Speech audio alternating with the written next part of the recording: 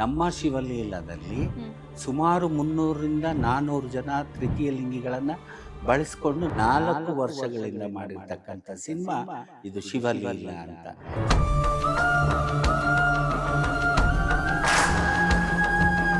ಈ ಸಿನಿಮಾದಲ್ಲಿ ಅವ್ರು ಒಪ್ಕೊಳ್ತಾರೆ ಇಲ್ಲ ಮಾಡೋದಕ್ಕೆ ಅಂತ ರಾಘವೇಂದ್ರನಿಗೆ ಹರಿಕೆ ಹೊತ್ಕೊಂಡು ಬಂದಿರ್ತಾರೆ. ಆ ಕತೆ ಎಲ್ಲ ಹೇಳಿದ್ರು, ಅಳು ಬಂತು, ಹತ್ತು ಬಿಟ್ಟೆ ನಾನು ಅವರು ಕತೆ ಹೇಳುವಾಗ.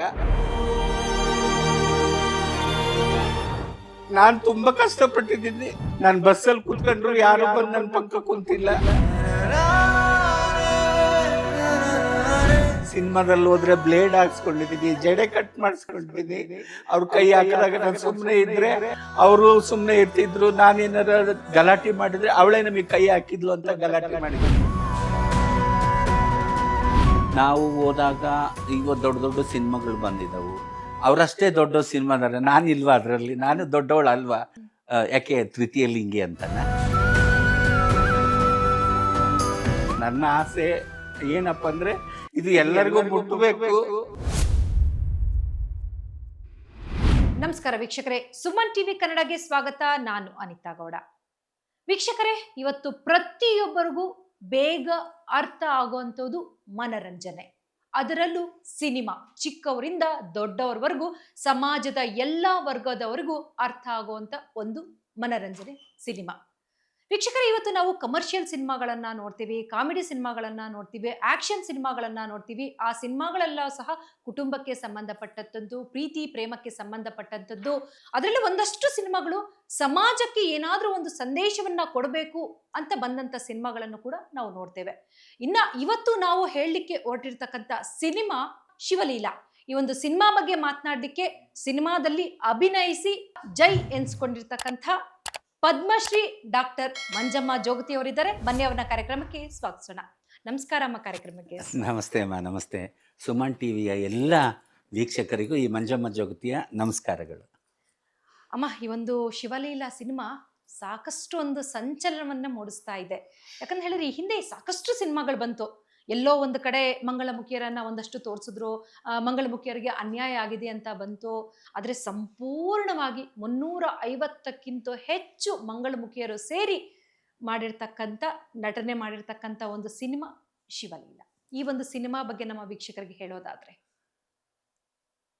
ಮೊದಲು ಸಿನಿಮಾ ಮಾಡಿದ್ದಾರೆ ಅಂದರೆ ಒಬ್ಬರನ್ನ ಅಥವಾ ಕಲ್ಪನಾದಲ್ಲಿ ಒಬ್ಬರನ್ನೇ ಒಬ್ಬ ಡಾಕ್ಟರ್ ಆಗ್ತಾಳಲ್ಲ ಅವಳೊಬ್ಬಳೇ ರಿಯಲ್ ಆಗಿ. ಇನ್ನು ಉಳಿದವರೆಲ್ಲರೂ ಗಂಡಸರಿಗೆ ಸೀರೆ ಉಡಿಸಿದ್ದಾರೆ. ನಾನು ಅವನೆಲ್ಲ ಅವಳು, ಅದರಲ್ಲಿ ಒಂದಷ್ಟು ಜನ ಸಾಂಗಲ್ಲಿ ಅಲ್ಲಿ ಇಲ್ಲಿ ಬಂದು ಹೋಗ್ತಾರೆ. ಅಷ್ಟು ಬಿಟ್ಟರೆ ನಮ್ಮ ಶಿವಲೀಲದಲ್ಲಿ ಸುಮಾರು 300ರಿಂದ 400 ಜನ ತೃತೀಯ ಲಿಂಗಿಗಳನ್ನು ಬಳಸ್ಕೊಂಡು ನಮ್ಮ ಅಶೋಕ್ ಜೈರಾಮ್ ಅವರೇ ಅದನ್ನು ಸ್ಕ್ರಿಪ್ಟನ್ನು ಬರೆದು ನಿರ್ದೇಶನವನ್ನು ಮಾಡಿ ಹಣವನ್ನು ಹಾಕಿ 4 ವರ್ಷಗಳಿಂದ ಮಾಡಿರ್ತಕ್ಕಂಥ ಸಿನಿಮಾ ಇದು ಶಿವಲೀಲಾ ಅಂತ. ಇಡೀ ಭಾರತದ ಇತಿಹಾಸದಲ್ಲಿ ಮೊಟ್ಟ ಮೊದಲಿಗೆ ಈ ಥರ ಸಿನಿಮಾ, ಒಬ್ಬ ಜೆಂಡರ್ ಸಿನಿಮಾ ಬಂದಿರೋದು ಇದೇ ಮೊದಲು. ಕಷ್ಟಪಟ್ಟಿದ್ದೀವಿ, ಇಷ್ಟದಿಂದ ಮಾಡಿದ್ದೀವಿ, ಪ್ರೀತಿಯಿಂದ ಮಾಡಿದ್ದೀವಿ. ಇದು ಜನಕ್ಕೆ ಮುಟ್ಟಬೇಕು ಅನ್ನೋದು ನನ್ನ ಉದ್ದೇಶ. ನನ್ನ ಜೀವನ ಚರಿತ್ರೆ ಒಂದು ಮಂಜಮ್ಮ ಜೋಗತಿ ಒಂದು ಪುಸ್ತಕ, ಒಂದು ನಡುವೆ ಸುಳಿವ ಹೆಣ್ಣು ಒಂದು ಪುಸ್ತಕ. ಆ ಎರಡೂ ಪುಸ್ತಕ ಕರ್ನಾಟಕದ 16 ವಿಶ್ವವಿದ್ಯಾಲಯದಲ್ಲಿ ಪಠ್ಯ ಆಗಿದೆ. ಯಾಕೆ ಪಠ್ಯ ಮಾಡಿದರು ಅದನ್ನು?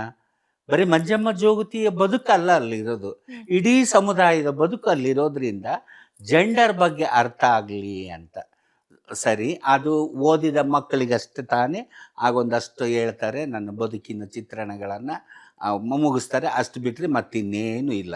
ಅದು ಓದ್ದವ್ರಿಗಷ್ಟೇ ಮಾತ್ರ. ಇನ್ನೂ ಓದದೇ ಇರೋರಿದ್ದಾರೆ, ಮನೆಯಲ್ಲಿ ಸಂಸಾರ ಮಾಡೋರಿದ್ದಾರೆ, ಉದ್ಯೋಗ ಮಾಡೋರಿದ್ದಾರೆ. ಅವರಿಗೆಲ್ಲ ಗೊತ್ತಾಗೋದು ಹೇಗೆ? ಅದನ್ನು ಒಂದು ಮನರಂಜನೆಯಾಗಿ ಕೊಟ್ಟರೆ, ಒಂದು ಹಾಡು, ನೃತ್ಯ, ಸಂಗೀತ, ಡೈಲಾಗ್ಗಳು ಅದರಿಂದ ಕೊಟ್ಟರೆ ಇಡೀ ಜನನೂ ಅದನ್ನು ಇಷ್ಟಪಡ್ತಾರೆ. ಚಿಕ್ಕವರಿಂದ ಹಿಡಿದು ವಯಸ್ಸಾದವ್ರ ತನಕ ಅದನ್ನು ನೋಡೋಕ್ಕೆ ಇಷ್ಟಪಡ್ತಾರೆ.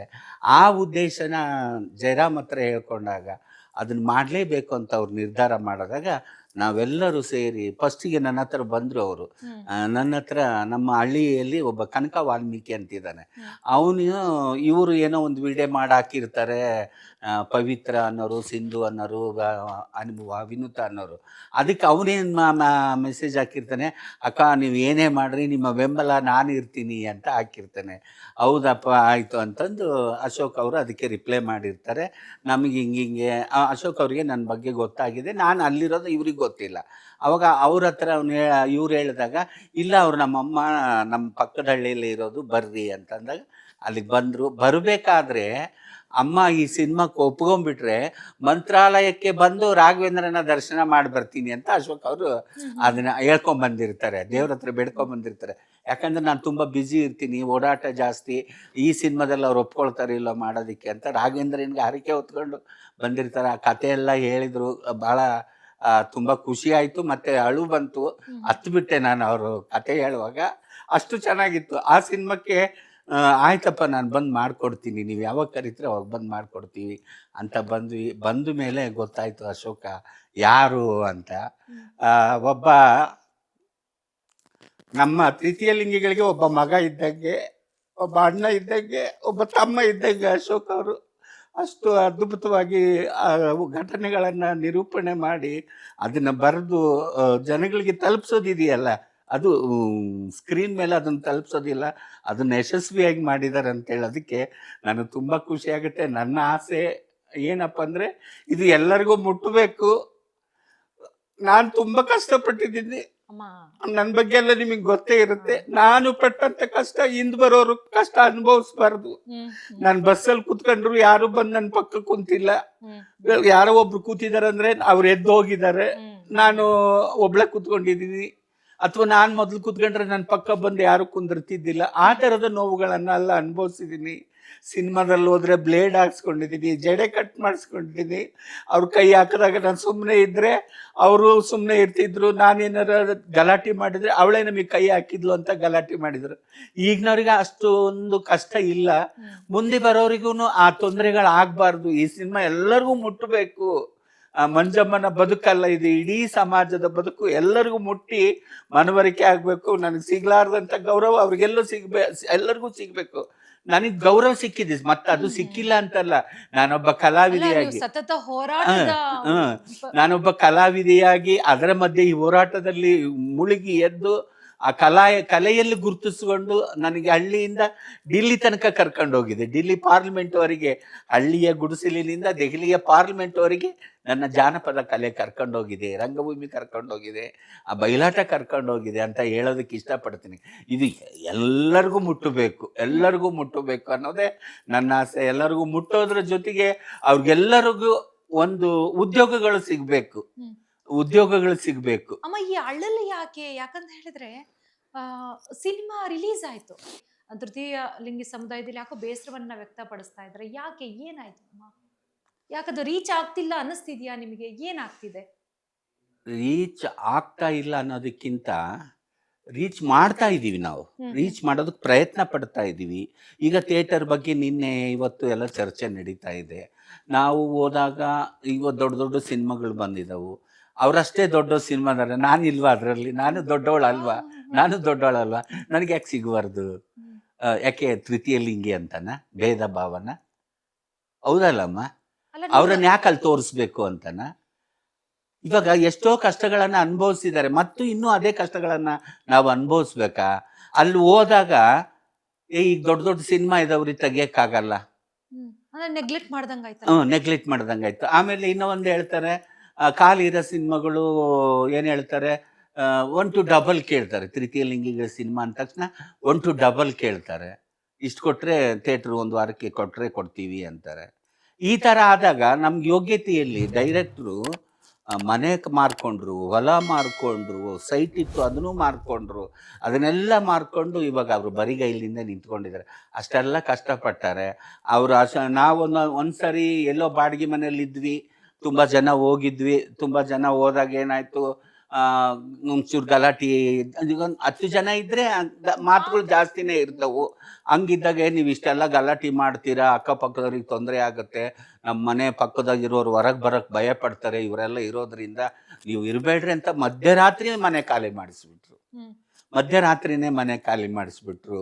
ಒಂದಿನ ನಾವು ಒಂದು 25 ಗುಡಿಸ್ಲುಗಳನ್ನ ಸೆಟ್ ಹಾಕಿದ್ವಿ. ಆ ಗುಡಿಸ್ಲುಗಳ ಹತ್ರ ಮಲ್ಕೊಂಡ್ವಿ.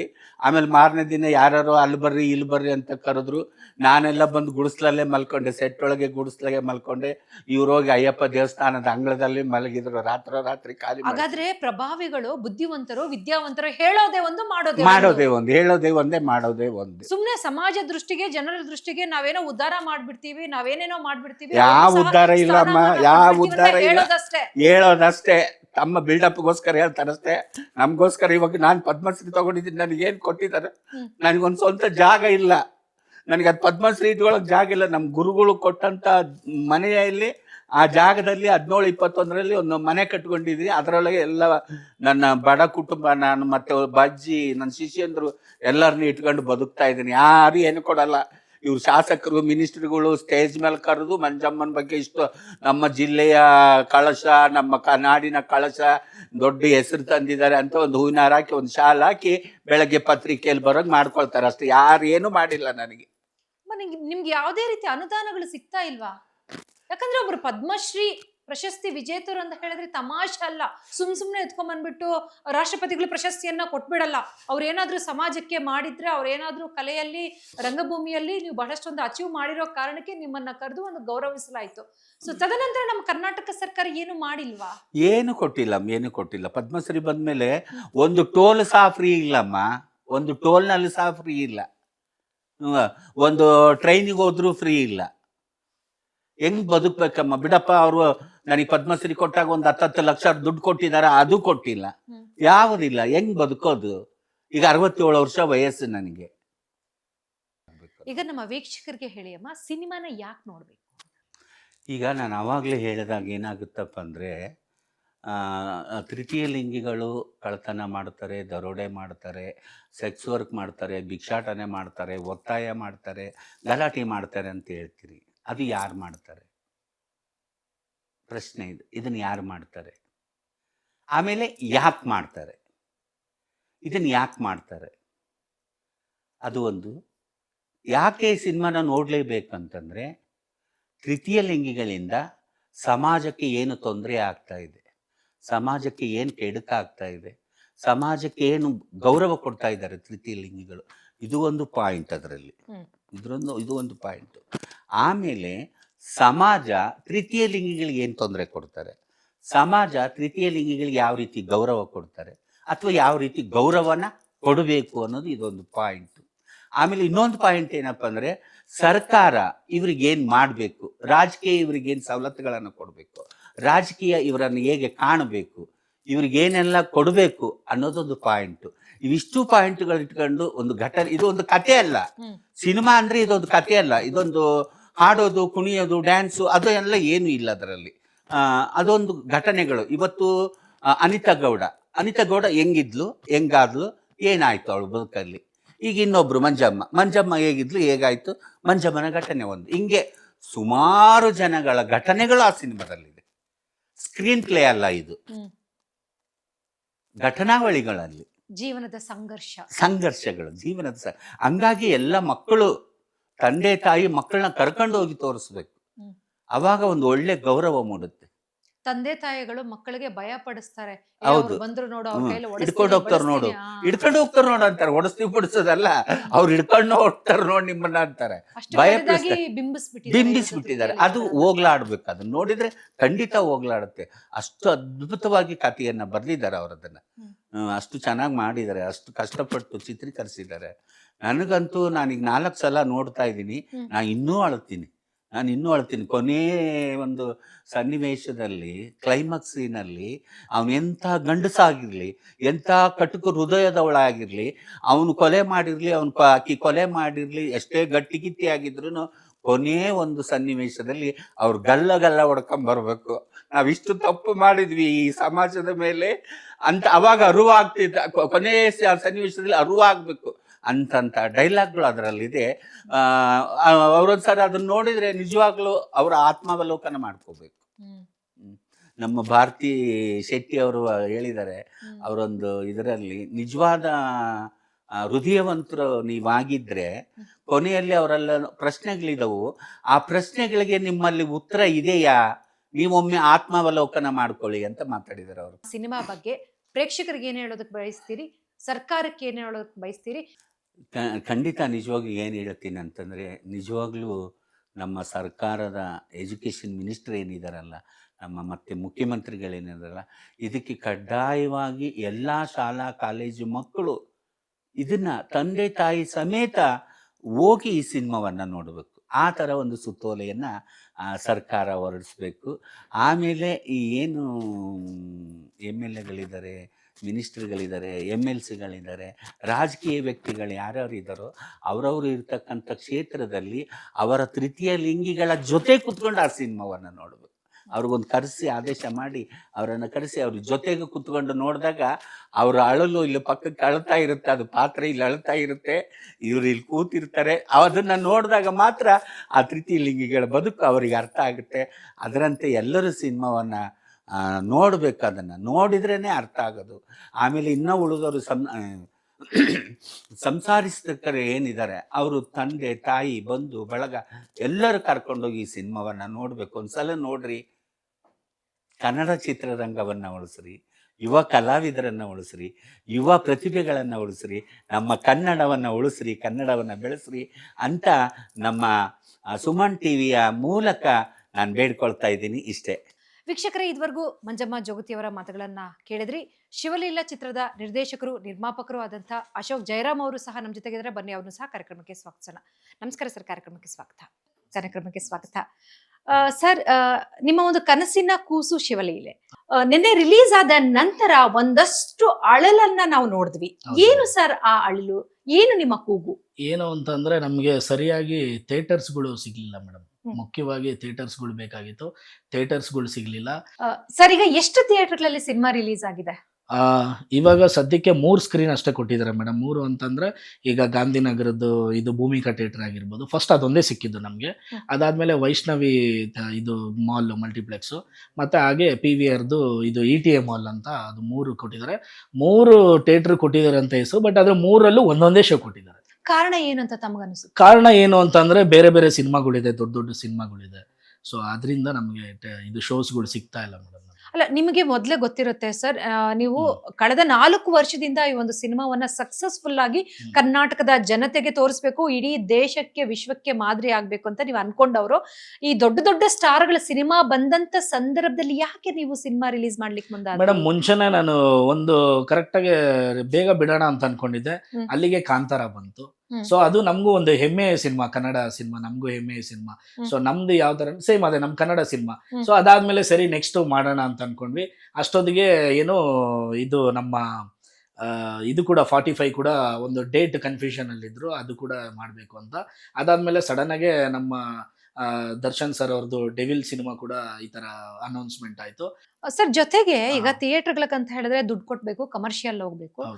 ನೀವು ದುಡ್ಡು ಕೊಟ್ಟಿಲ್ಲ ಅಂತ ಏನಾದ್ರು ಥಿಯೇಟರ್ಗಳಲ್ಲಿ ನಿಮ್ಗೆ ಅವಕಾಶಗಳು ಸಿಕ್ಕಿಲ್ಲ, ಹೇಗೆ ಸರ್? ಇದೇನು ಏನು ಈ ಕನ್ಫ್ಯೂಷನ್? ದುಡ್ಡು ಕೊಟ್ಟಿಲ್ಲ ಅನ್ನೋದಕ್ಕಿಂತ ದುಡ್ಡು ಕೊಡಲ್ಲ ಅಂತ ನಾವೆಲ್ಲೂ ಹೇಳಿಲ್ಲ ಮೇಡಮ್. ಇವಾಗ ನಾವೇನ್ ತಗೊಂಡಿದೀವಿ, ಥಿಯೇಟರ್ ರೆಂಟ್ ಪೇ ಮಾಡ್ಬಿಟ್ಟೆ ಥಿಯೇಟರ್ ತಗೊಂಡಿರೋದು. ಈ ಒಂದು ಸಿನಿಮಾನ ಮಾಡ್ಬೇಕು, ಇದೇ ತರ ಪಾತ್ರಗಳು ಇಲ್ಲಿ ಬರಬೇಕು ಅಂತ ನೀವ್ ಯಾಕೆ ಅನ್ಕೊಂಡ್ರಿ? ಯಾಕೆ ಅಂತಂದ್ರೆ ಅದೇ ನಾನು ಹೇಳಿದ್ನಲ್ಲ ಮೇಡಮ್, ದಿನನಿತ್ಯ ನಾವು ಹೊರಗಡೆ ಓಡಾಡ್ತಾ ಇರ್ತೀವಿ, ಹಲವಾರು ಕಷ್ಟಗಳು, ಹಲವಾರು ಒಂದು ಅವ್ರಿಗೆ ಆಗ್ತಾ ಇರೋ ಒಂದು ನೋವುಗಳನ್ನ ಜೊತೆಲೇ ನೋಡ್ತೀವಿ. ಇವಾಗ ನಾವು ಒಂದು ಏರಿಯಾದಲ್ಲಿ ಇರ್ತೀವಿ, ಈ ಥರ ಹಿಂಗೆ ಪಕ್ಕದ ಒಂದು ಸ್ಲಮ್ ಏರಿಯಾದಲ್ಲಿ ಅವರು ಬದುಕ್ತಾ ಇರ್ತಾರೆ. ದಿನನಿತ್ಯ ನಾವು ಎಲ್ಲರೂ ಡೈಲಿ ಒಂದಿಷ್ಟು ಜನ ನೋಡ್ತೀವಿ. ಎಲ್ಲಾದ್ರೂ ಮಂಗಳಮುಖಿಯರಿಗೆ ಕೆಲಸ ಇದೆ ಬನ್ನಿ ಅಂತ ಎಲ್ಲಾದ್ರೂ ಒಂದು ಕಡೆ ಬೋರ್ಡು, ಮನೆ ಇಲ್ಲ, ಮಠ ಇಲ್ಲ, ಸಹೋದರಿ ಇಲ್ಲ, ಎತ್ತು ತಂದೆ ತಾಯಿನೂ ಹೊರಗಡೆ ಹಾಕಿರ್ತಾರೆ. ತುಂಬಾ ರೇರ್, ಯಾರೋ ಒಬ್ರು ಮನೇಲಿ ಅವ್ರು ಒಪ್ಕೊಳ್ಳೋದು. ಸೊ ಮಿಕ್ಕಿದವರೆಲ್ಲ ಹೆಂಗ್ ಬದುಕ್ಬೇಕು ಅಂದ್ರೆ ಒಟ್ಟಾರೆಯಾಗಿ ಎಲ್ಲಾ ಒಂದು ಬದಲಾವಣೆಗಳನ್ನ ತರಬೇಕು. ಮಂಗಳಮುಖಿಯರು ಸಮಾಜದಲ್ಲಿ ಸಾಕಷ್ಟು ಸಮಸ್ಯೆಗಳನ್ನ ಎದುರಿಸ್ತಾ ಇದ್ದಾರೆ. ಈ ಒಂದು ಸಮಸ್ಯೆಗಳು ಬಗೆಹರಿಬೇಕು, ಜನಸಾಮಾನ್ಯರಿಗೆ ಇದ್ರ ಬಗ್ಗೆ ತಿಳುವಳಿಕೆ ನೀಡ್ಬೇಕು ಅನ್ನೋ ಉದ್ದೇಶದಿಂದ ಇದು ಸಿನಿಮಾ ಅಲ್ಲ, ಒಂದು ಸಿನಿಮಾ ಮುಖಾಂತರ ತೋರಿಸ್ತಾ ಇರೋ ಒಂದು ಹೋರಾಟ ಇದು. ಅವರ ಜೀವನಕ್ಕೆ ಏನಾದ್ರೂ ಒಂದು ಒಳ್ಳೇದಾಗಬೇಕು, ಜಸ್ಟಿಸ್ ಸಿಗ್ಬೇಕು, ಅವ್ರಿಗೆ ಎಲ್ಲಾರ ತರ ಪ್ರೀತಿ ಸಿಗ್ಬೇಕು, ಸ್ಪೆಷಲಿ ಬೇಸಿಕ್ ನೀಡ್ಸ್ ಅವರಿಗೆ ಸಿಗ್ಬೇಕು ಮೇಡಮ್. ಎಸ್ ವೀಕ್ಷಕರೇ, ಇದುವರೆಗೂ ನೋಡಿದ್ರಲ್ಲ, ಸಮಾಜಕ್ಕೆ ಒಂದು ಒಳ್ಳೆಯ ಸಂದೇಶವನ್ನ ಕೊಡುವಂತ ಸಿನಿಮಾಗಳನ್ನ ದಯವಿಟ್ಟು ಪ್ರೀತಿಸಿ, ಗೌರವಿಸಿ, ಹೋಗಿ ನೋಡಿ. ನಾವೆಲ್ಲರೂ ಪ್ರಯತ್ನ ಪಟ್ಟರೆ ಮಾತ್ರ ಇವತ್ತು ಸಮಾಜದಲ್ಲಿ ಬದಲಾವಣೆ ತರಲಿಕ್ಕೆ ಸಾಧ್ಯ. ನಮಸ್ಕಾರ.